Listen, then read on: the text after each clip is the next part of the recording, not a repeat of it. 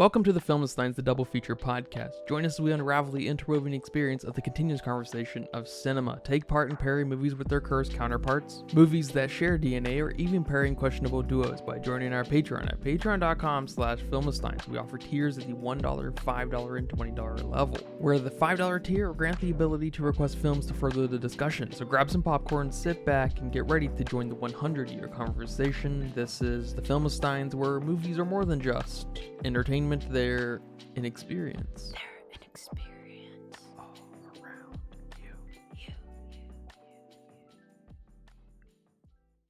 And welcome back to another episode of the Filmistines. Thank you guys for joining us today. Today I'm joined by my homeless friend, Lucy.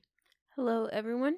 Remember, we post every Monday, Wednesday, and Friday at patreon.com/filmistines. Some recent episodes include the original Mad Max, Mad Max 2, Mad Max 3, Beyond Thunderdome, Mad Max 4, Fury Road, and the new Furiosa. And last but not least, 2015's Green Room. Remember to leave nice comments, thoughts, and ideas too on our Patreon. Go rate us on Apple Podcasts. Come request a film. Come subscribe for $1. We appreciate all the support. Thank you guys very much. Are you stressed and filled with anxiety like I am? Maybe in a bit of pain from that car accident you had a few years ago? Well, the sponsor of today's episode, Hempville CBD, has us covered. They have the highest quality products created by chemists and doctors. Hempville carries everything from CBD to THC dispensary grade without those despicable dispensary prices. Order your Delta 8, 9 edibles and vapes along with the THCA flower and get free shipping when you spend $50 or more at hempvillecbd.com. Check out the link in the description for more details. But today we will be discussing Jeremy Saulnier's 2013 film, Blue Ruin. I just wanted to start off by saying that I enjoyed this more than Green Room.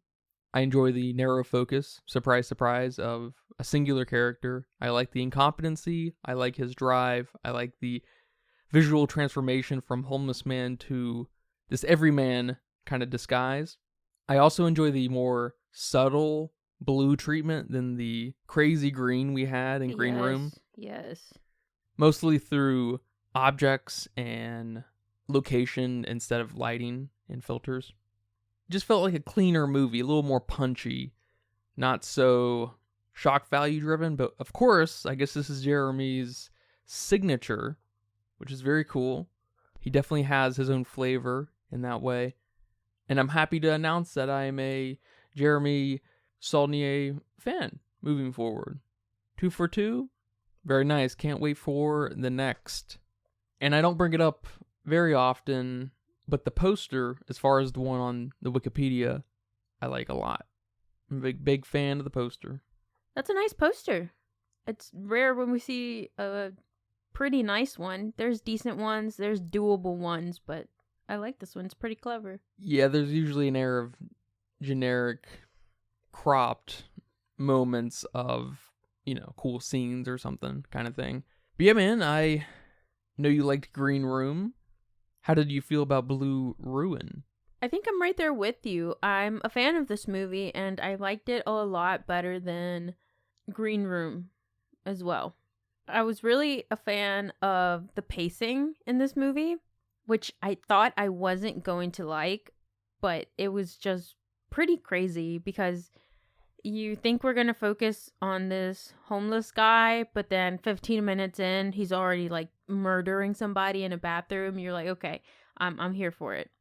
And I do agree that the story here and the editing and transitioning is very cohesive, and that just makes for better storytelling because him getting from place to place wasn't forced. It was like the natural next step for him to take. The natural next step for us to watch him take. And it was very good. I liked it. The cinematography was great. The acting was great. The storytelling, again, is so minimal, but it works. And even the score was a bit of a standout in this movie compared to Green Room. And I believe that helped tie in all these other elements. Because I think with Green Room, he was trying to do something a little different. But here, the message, the tone, the vibe of this film knew what it was. And I believe that helped make everything so cohesive. Yeah, Jeremy had much more of an uphill battle in Green Room with basically trying to reinvent what a horror film can look like, this experimental treatment of color, having to direct and make sense of these mostly really great performances in this horror film, which is arguably a contradictory fusion. Yeah. And still mixed with a bunch of shocking elements, which of course we have to applaud him for, because the final piece is still very good. Green Room is very good. But I do believe storytelling can be especially powerful when its focus is much more narrow. And here we have a singular set of eyes, and they're sad and blue and desperate eyes, and he's willing to risk everything for some kind of equilibrium of justice, an eye for an eye sort of thing. He even says at some point, I think towards the end of the movie, that's 2 of my guys for 2 of yours, or something like that. I'm like, oh, that's a real explicit acknowledgement of your psyche right now, which is awesome. It's outrageous all the way through, especially on the back of someone like this character, like many characters who are so incompetent and they succeed in their ventures. But we have one instant of like cranking that 10 to 11 volume of outrageousness when the lady pulls an Uzi or something out from under the recliner.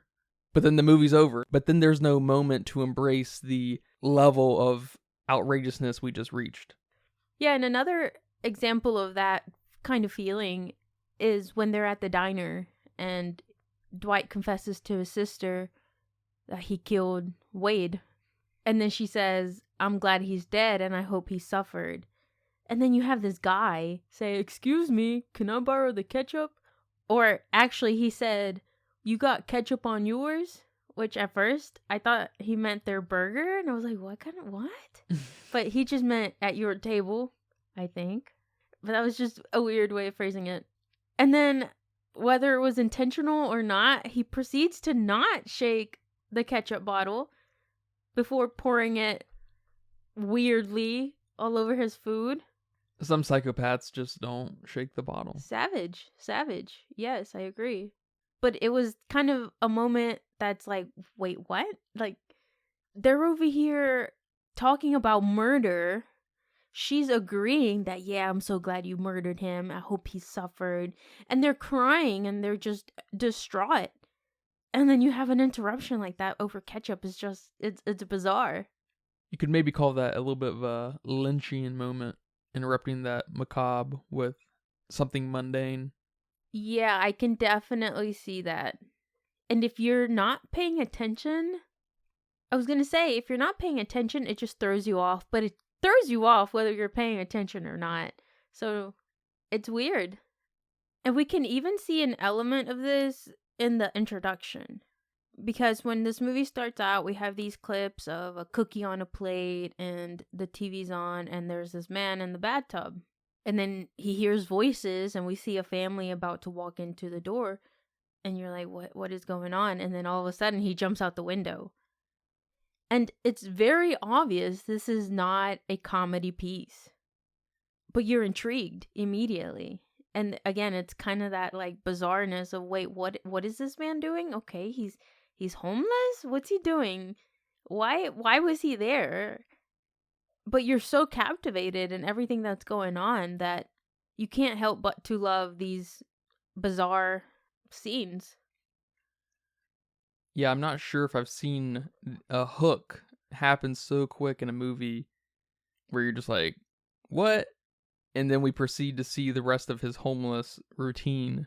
And then that's when you think it's going to slow down, or it's going to be this kind of slow build up, this slow burn. But then the police come. They're like, hey, we need to talk to you. It's like, why would the police need to talk to a homeless man so kindly?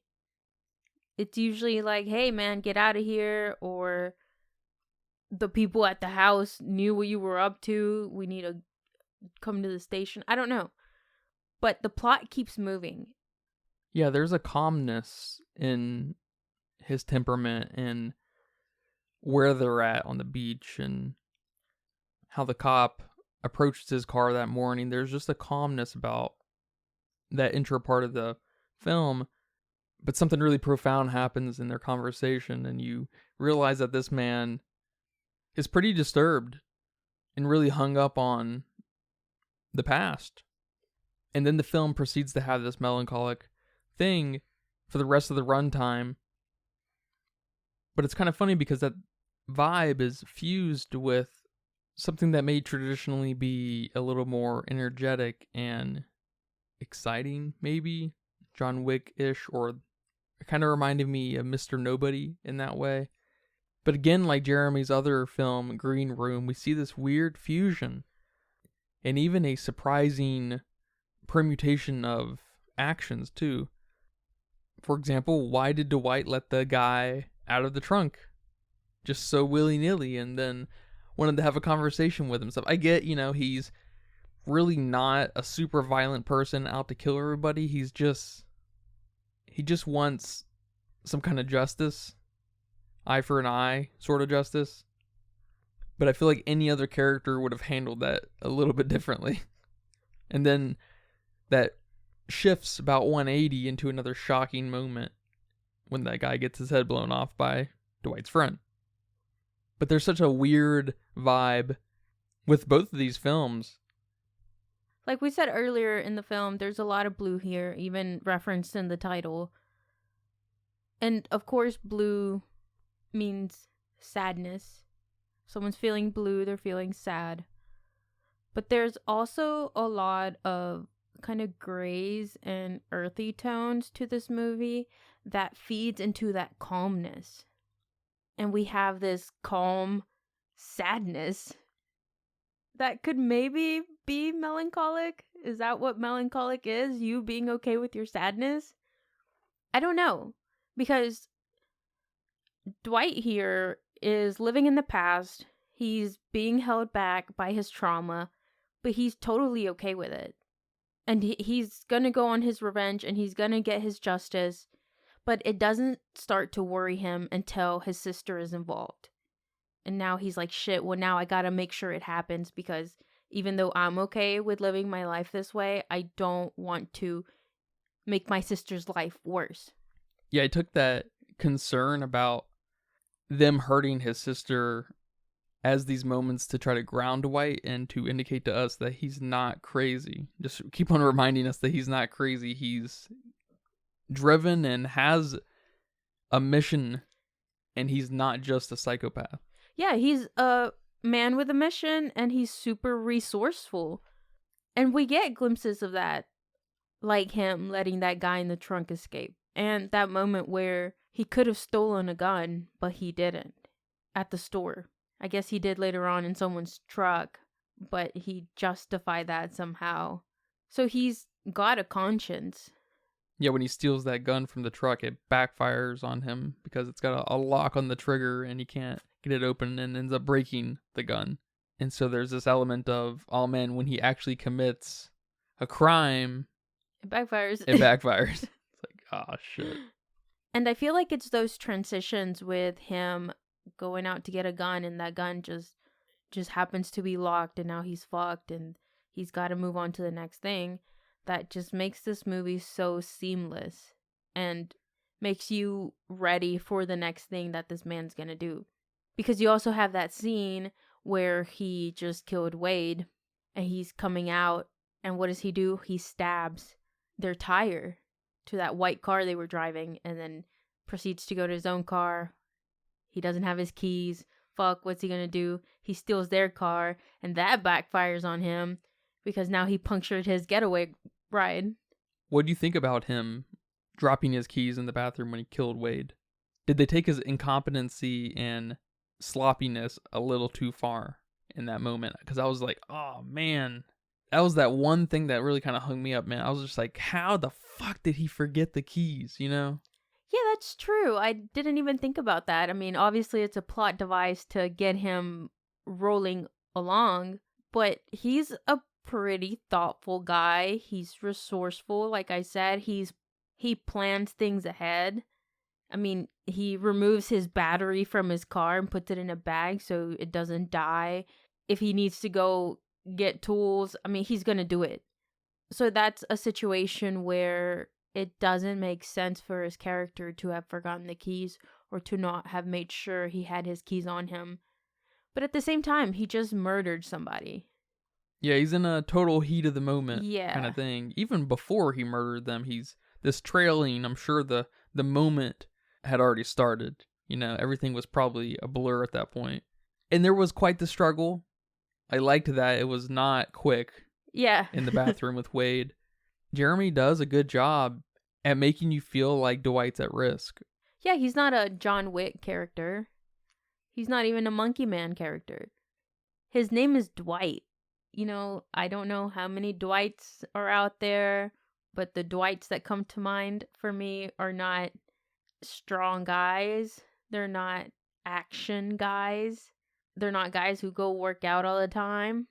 And you already made this character homeless. So, of course, he doesn't have the luxuries we have. You know, good food to get strong, the vitamins you need. If he gets sick, he's fucked. So Jeremy does a good job letting us know, hey, Dwight might or might not survive this. He might or might not make it. Like, who knows? I think my favorite sequence in the movie is when he's trying to get the arrow out of his leg. I'm not quite sure what I like about it. Is it just that he tries to do it on his own, but then he can't and he has to go to the hospital? Or is it just the kind of bizarreness? Or is it just like the cinematic shots where he's getting the saw out of the car and he's closing the door on his arrow so he can saw it off, and he goes to the store and we get the zoom in on the glue, we get the zoom in on the price, like we get these really interesting shots. And when he's paying and hands the money to the cashier, it's all like covered in blood, and it's just this kind of situation that's not great, doesn't look good on him. All for him just to be like, fuck it, I gotta get to a hospital. Because who does that, you know? No person who's attempting to get an arrow out of their body and is committing these murders and kidnapping and whatnot, they're not about to go to a hospital. They're gonna be a badass and wrap their leg and find some way to get this done, like he was trying to do. But I really love when he comes out of the hospital. He sneaks out, of course. He doesn't want them to get his name. Probably can't pay. I don't know. Millions of reasons. And he's waddling out of the hospital in his hospital gown. And it just gave me these like apocalyptic vibes watching him do that. I don't know what it was about this whole entire sequence, but I absolutely loved it. Yeah, that's a really great sequence. And they linger on it for several scenes. So they make it really memorable on purpose. And it helps emphasize Dwight's not a professional. He's not a professional hitman, whatever. You know, he's not done this before. I like that he thinks he's going to attempt to take it out and gives up. Yeah. That sequence is probably longer than the sequence that led to the arrow in the leg. You're probably right. My favorite section of the movie is the very end, actually, when Dwight's held up in the house waiting for an ambush, and the family pulls up finally after a long, quiet scene, and it's real dramatic and real outrageous. You know, we get that lady who pulls out the Uzi or whatever submachine gun that is from under the recliner, but then William pulls up with a shotgun and then blows a chunk into Dwight. But then it's shortly revealed after that William is Dwight's half brother. And it took this already melancholic film, very somber, to just goddamn heights. Because William's this constant reminder of that whole incident 20 years ago.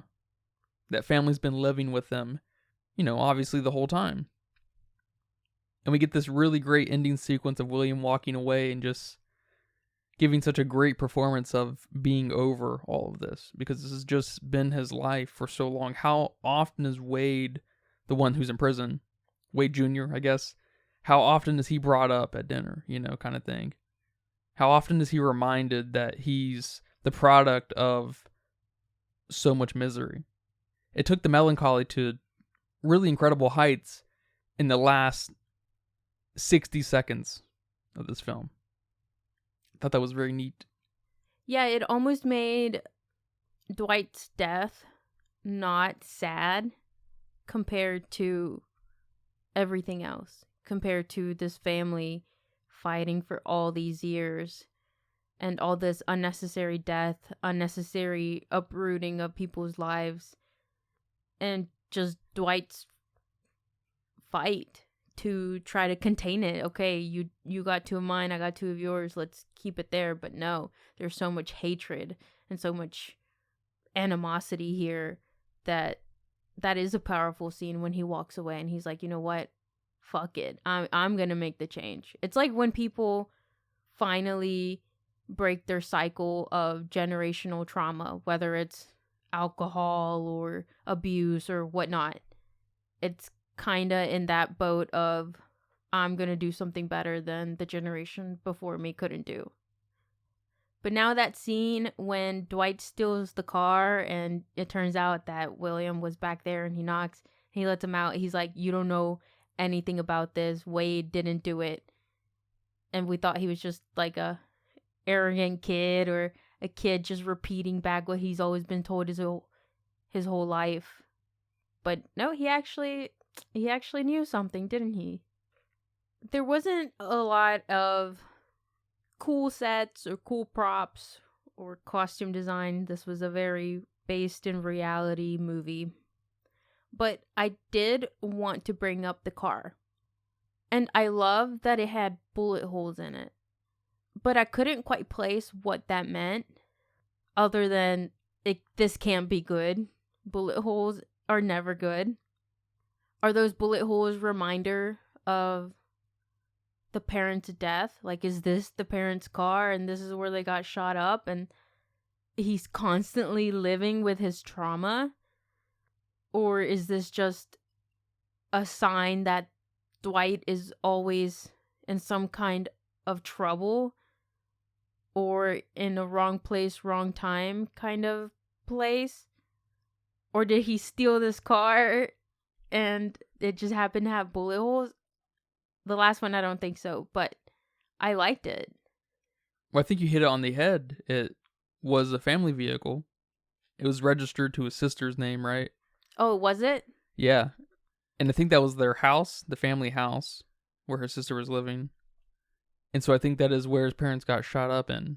And so he was, yes, literally living with his trauma, living inside of his trauma. His trauma was his outer shell, was his protection. Damn. That's so sad. See, it's such a minimalistic story, but you can do so much with it. I mean, that's genius. Yeah, and there's even something poetic in Dwight basically handing the car down to his half-brother. I didn't even think about that. Because remember, he was telling him where the car was at. The keys were in the seat or whatever. And they made that real explicit because when he was dying, he was like, the car is in the woods, or something like that. Yeah. He did. Oh, man.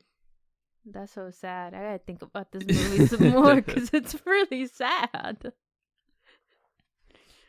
It's turning out to be much sadder than I initially thought.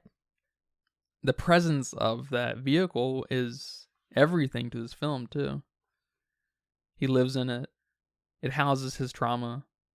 It ties him to his sister. It ties the family to trail him, leading them to his sister. He stores a body in it, and then it's a hand-me-down. The car is pretty essential. And here I thought the car just looked cool with all those bullet holes. I guess the score stood out to me more in this movie than it did in Green Room. Was it because it was a more focused movie, or just that introduction immediately grabs you? I don't know, but it's very, very somber and very grim. And if you weren't sad for Dwight based on how he looked or based off of what was happening on the screen, that score just depressed you. Just think really sad music and, a homeless man. And how can that not be sad? I did see some people didn't like this movie because it lacked character development. What do you think about that? Because, excuse me, he doesn't develop, right? That's the point.